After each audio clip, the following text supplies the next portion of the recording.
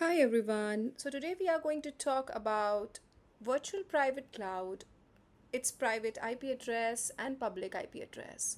So as you can see on my screen, there are two blocks. One is my computer and the other one is AWS. Now, there is a lot of confusion going on in the industry, especially related to networking. And if you are a starter in this, if you are a fresher in this, you will definitely face a lot of questions which are confusing. Now, private IP address can be accessible by instances that are inside this VPC. Okay, so let me just enhance this image and add some instances for your understanding. So, for example, there are two instances in this, instance 1 and instance 2. They will interact each with each other using the private IP address. Now, if you want to access any device or any instance, for example, then you will be requiring public IP address. Okay, so for example, if my computer want to interact with this VPC, it need to ping the public IP address. This is very crucial for you to understand here. And if you remember the ping operation, it will get the response from the same IP address, that is the public IP address. Okay, now let's do some experiments here. I have already set this up, this IP address of mine. This instance of mine, if you can see my screen, it's Ubuntu operating system, and this is the AWS EC2. So what I'm going to do is I'm going to run ipaddr show, and if you can see, let me compress my screen a bit so that you can see what is going on. Okay, all right, so if you can see from my screen that it is showing the loopback and it is showing this. Now this, you can see here, this is the 172.31.32.145 is the private IP address of this particular instance. Okay, or I would rather say virtual private cloud. Okay, VPC. Now if I want to check the public IP address,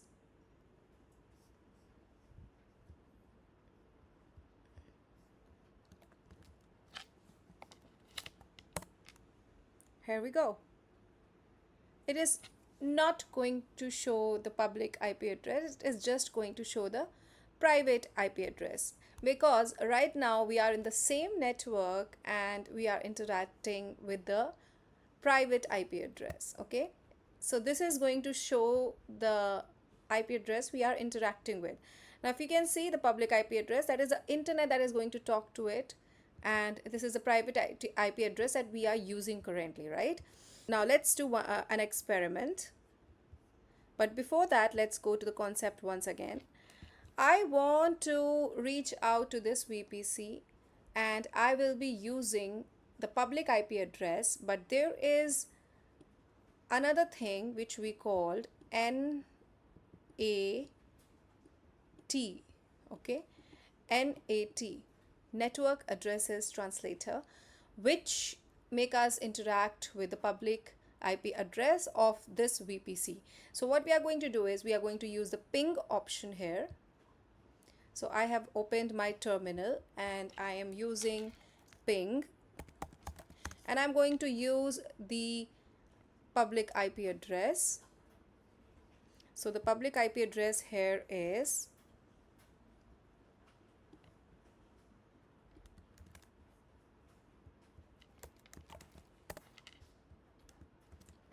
this, and you can see it is running properly. All right, now let's stop it. Okay, now let me try with a private IP address. Of course we cannot do it, but let's see what happens. Okay, So I'm using this private IP address here of VPC.